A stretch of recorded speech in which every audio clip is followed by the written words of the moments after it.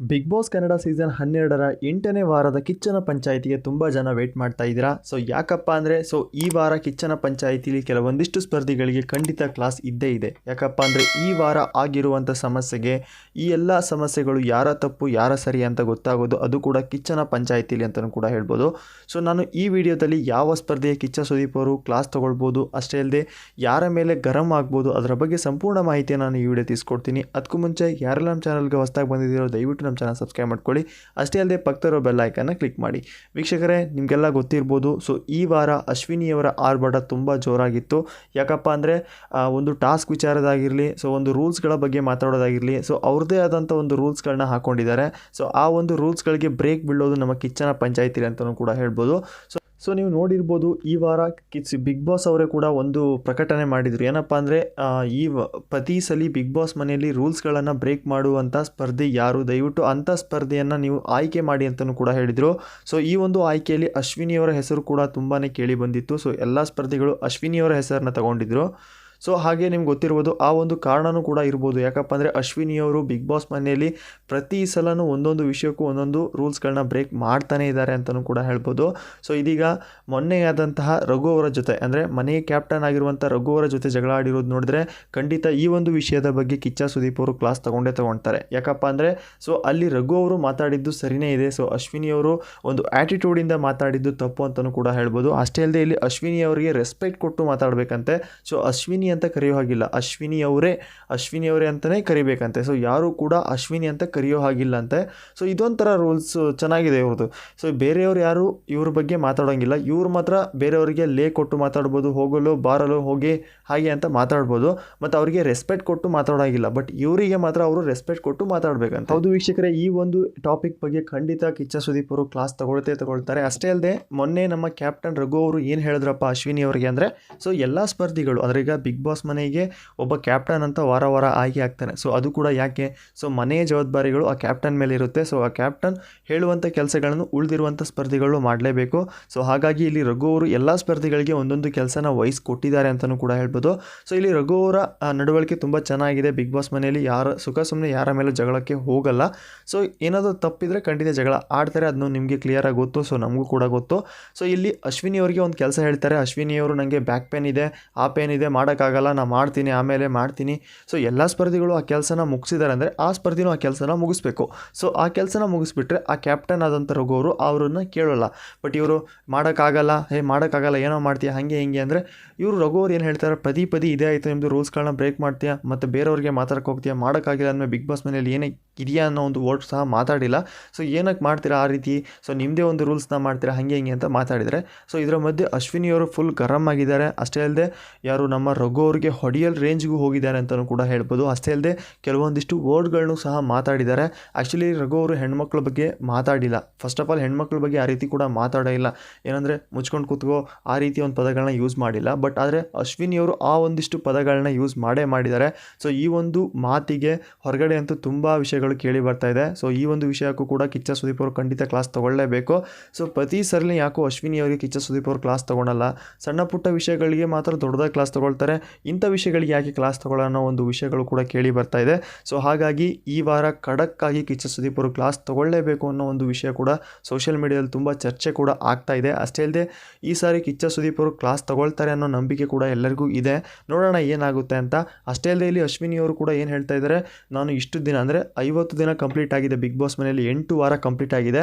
ನಾನು big boss ಮನೆಯಲ್ಲಿ ನನ್ನನ್ನು ಪ್ರೂವ್ ಮಾಡ್ಕೊಂಡಿಲ್ಲ, ನಾನು ಏನು ಮಾಡೇ ಇಲ್ಲ ಅಂದರೆ ದಯವಿಟ್ಟು ನಾನು ಬಿಗ್ ಬಾಸ್ ಮನೆಯಿಂದ ಈಗಲೇ ಹೊರಗಡೆ ಹಾಕಿ ನಾ ಹೋಗೋಕ್ಕೂ ರೆಡಿ ಅಂತ ಹೇಳಿ ಒಂದು ನಾಟಕನೂ ಮಾಡಿದ್ದಾರೆ ಅಂತಲೂ ಕೂಡ ಹೇಳ್ಬೋದು. ಇದೊಂದು ನಾಟಕನೋ ನಿಜನೋ ಒಂದು ಗೊತ್ತಿಲ್ಲ. ಆಲ್ಮೋಸ್ಟ್ ಸೋಷಿಯಲ್ ಮೀಡಿಯಾದಲ್ಲಿ ಇದೊಂದು ನಾಟಕ ಅಂತಲೇ ಕೇಳಿ ಬರ್ತಾ ಇದೆ. ನಿಮ್ಮ ಪ್ರಕಾರ ಅವತ್ತು ಅಶ್ವಿನಿ ಅವರು ಮಾಡಿದ್ದು ಸರಿನಾ? ಆಲ್ಮೋಸ್ಟ್ ಈ ಒಂದು ಎಪಿಸೋಡ್ ಗುರುವಾರ ಕೂಡ ಟೆಲಿಕಾಸ್ಟ್ ಆಗಿರುವಂಥದ್ದು. ಈ ಒಂದು ಗುರುವಾರ ಟೆಲಿಕಾಸ್ಟ್ಗೆ ಸಂಬಂಧಪಟ್ಟಂಥ ಪ್ರೊಮೋ ಆಲ್ರೆಡಿ ಒಂದಿನ ಹಿಂದೆ ಕೂಡ ಅಪ್ಡೇಟ್ ಆಗಿತ್ತು. ನಿಮ್ಮ ಪ್ರಕಾರ ಇಲ್ಲಿ ಅಶ್ವಿನಿ ಅವರು ಮಾಡಿದ್ದು ಸರಿನಾ, ರಘು ಅವರು ಮಾಡಿದ್ದು ಸರಿನಾ? ಇಬ್ಬರಲ್ಲಿ ಯಾರು ತಪ್ಪು ಮಾಡಿದ್ರು ನಿಮ್ಮ ಅನಿಸಿಕೆನ ಕಾಮೆಂಟ್ ಮುಖಾಂತರ ತಿಳಿಸಿ. ನನ್ನ ಪ್ರಕಾರ ಇಲ್ಲಿ ರಘು ಅವರು ಒಂದು ಸಣ್ಣ ತಪ್ಪು ಮಾಡಿದ್ರು. ಏನಪ್ಪ ಅಂದರೆ ಅವರು 10 ನಿಮಿಷ ಬಿಟ್ಟು ಮಾಡ್ತೀನಿ ಅಂತ ಹೇಳಿದಾಗ ಸ್ವಲ್ಪ ಸೈಲೆಂಟಾಗಿ ಇದ್ದಿದ್ರೆ ಮುಗಿದು ಹೋಗ್ತಿದ್ರು. ಸ್ವಲ್ಪ ಅವರು ಮಾತುಗಳನ್ನ ಆಡಿದ್ದಾರೆ. ಆಲ್ಮೋಸ್ಟ್ ಒಬ್ಬ ಸ್ಪರ್ಧೆಗೆ ಪದೇ ಆ ಒಂದು ಕೆಲಸನ ಹೇಳ್ತಿದ್ದಾರೆ ಅಂದರೆ ಆ ಕೆಲಸನ ಒಪ್ಕೊಂಡು ಮಾಡಬೇಕು.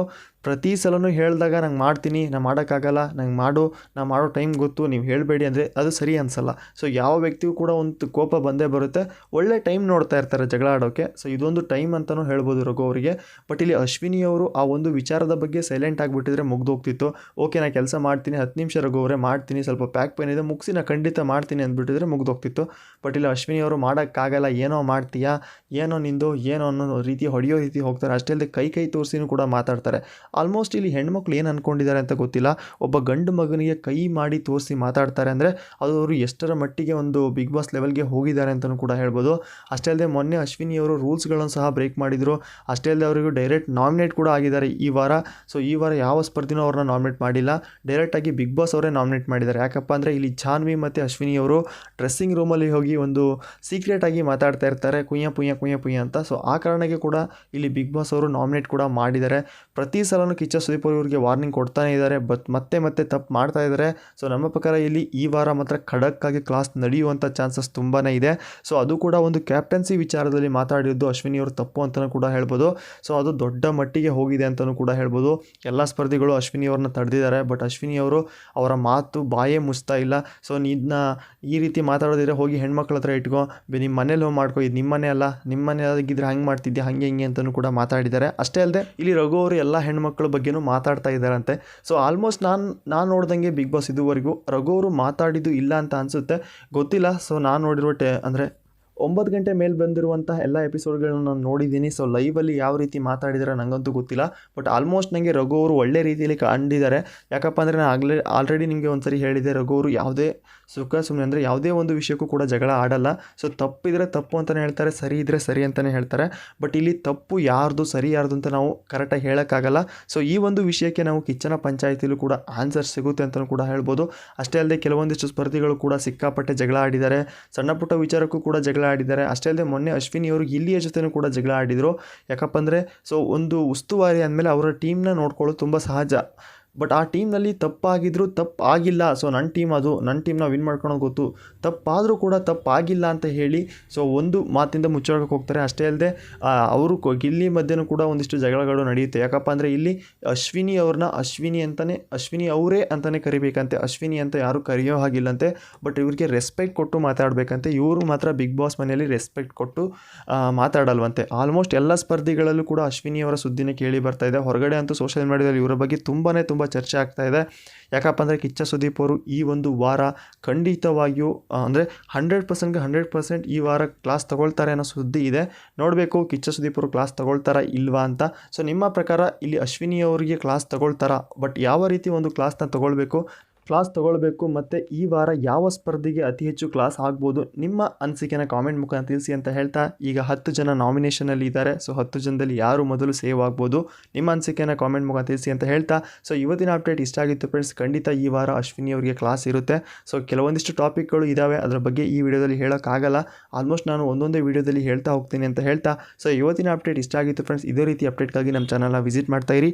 ಮತ್ತೆ ಸಿಗೋಣ ಮತ್ತೊಂದು ಅಪ್ಡೇಟ್ ಅಂತ ಹೇಳ್ತಾ, ಬಾಯ್ ಫ್ರೆಂಡ್ಸ್.